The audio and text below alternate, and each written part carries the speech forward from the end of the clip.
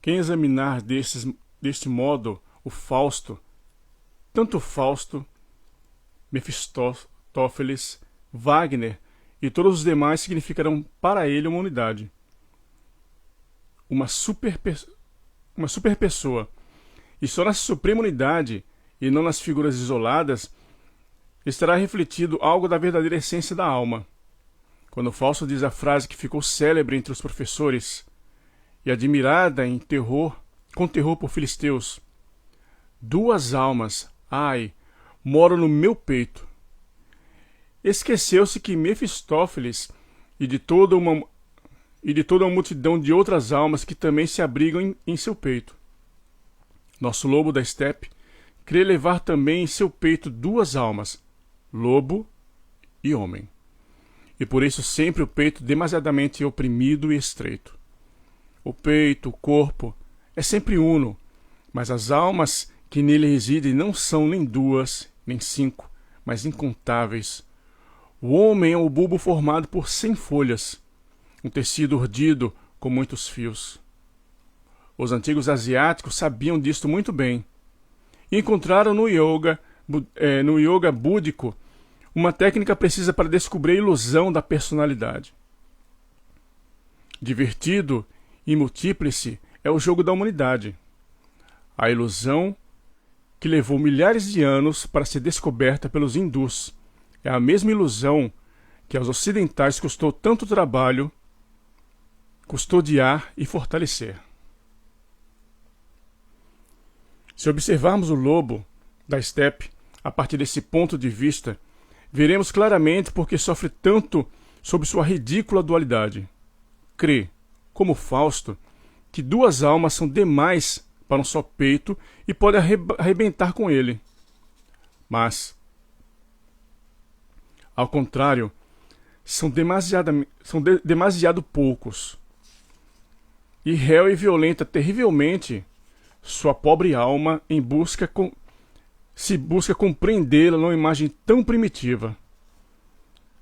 Harry, embora seja um homem grandemente instruído, procede talvez como um selvagem, que não sabe contar além de 2.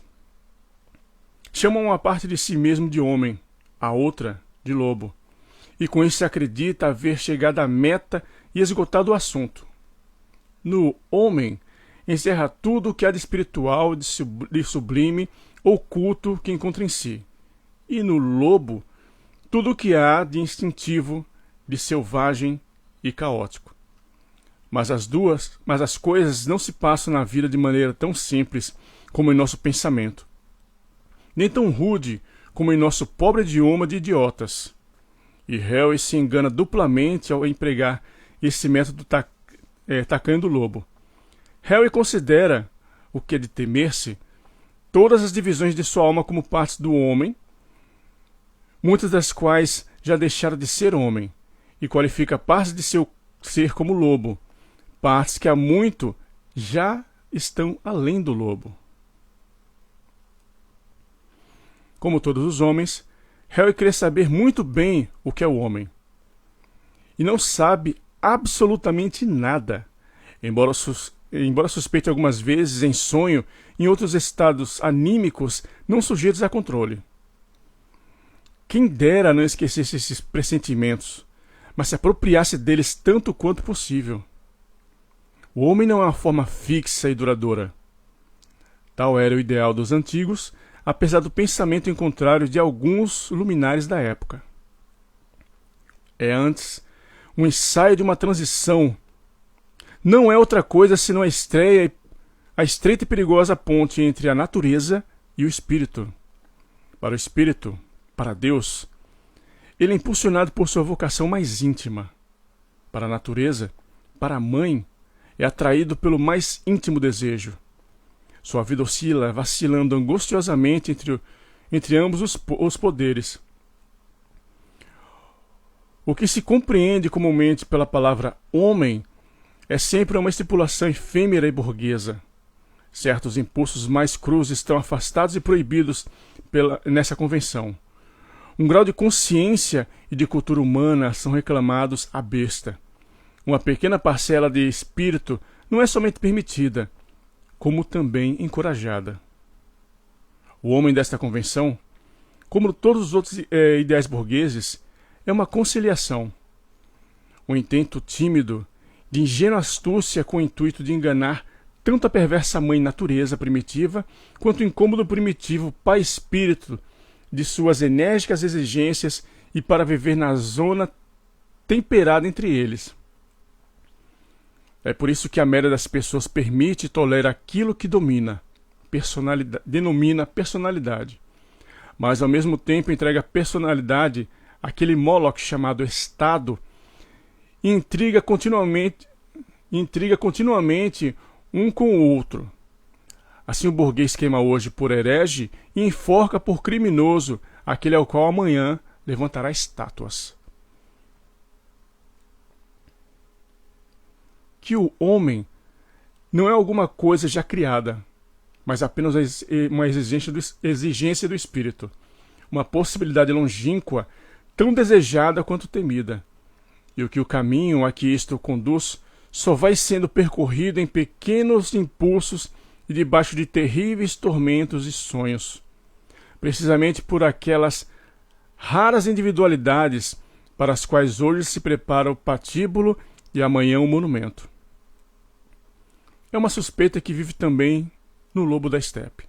Porém, o que ele para se designa como homem, em contraposição ao seu lobo, não é, em grande parte, senão aquele homem medíocre do convencionalismo burguês. O caminho para o verdadeiro homem, o caminho para os imortais, Hell adivinha-o perfeitamente e percorre-o também aqui e ali com timidez, muito lentamente, pagando nesse avanço com graves tormentos e com seu doloroso isolamento. Mas proporciona-se aspirar àquela suprema exigência, aquela encarnação pura e buscada pelo Espírito, andar o único caminho estreito para a imortalidade. Isto receia-o no mais profundo de sua alma. Tem perfeita consciência de que isto conduz a tormentos ainda maiores, à proscrição, à renúncia de tudo, talvez ao cadafalso. E, apesar de saber que no fim deste caminho a imortalidade sorri sedutora, não está disposto a padecer todos esses sofrimentos, a morrer todas essas mortes. Tendo ainda mais consciência do fim da encarnação do que os burgueses, fecha, todavia, os olhos e faz por ignorar que o apego desesperado ao seu próprio eu, a desesperada ânsia de viver, são o caminho mais seguro para a morte eterna. Ao passo que o saber morrer, rasgar o véu do mistério, ir procurando eternamente mutações em si mesmo, conduz à imortalidade. Quando adora os seus favoritos entre os imortais, Mozart, por exemplo, nunca o faz, afinal, senão com olhos de burguês, e pretende explicar doutamente a perfeição de Mozart apenas pelos seus altos dotes de músico, e não pela grandeza de sua abnegação, paciência no sofrimento e independência perante os ideais da burguesia. Pela sua resignação naquele extremo isolamento, semelhante ao do horror de Getsemane, que em torno do que sofre e está em vias de reencarnação rarifica toda a atmosfera burguesa até convertê-la em gelado éter cósmico.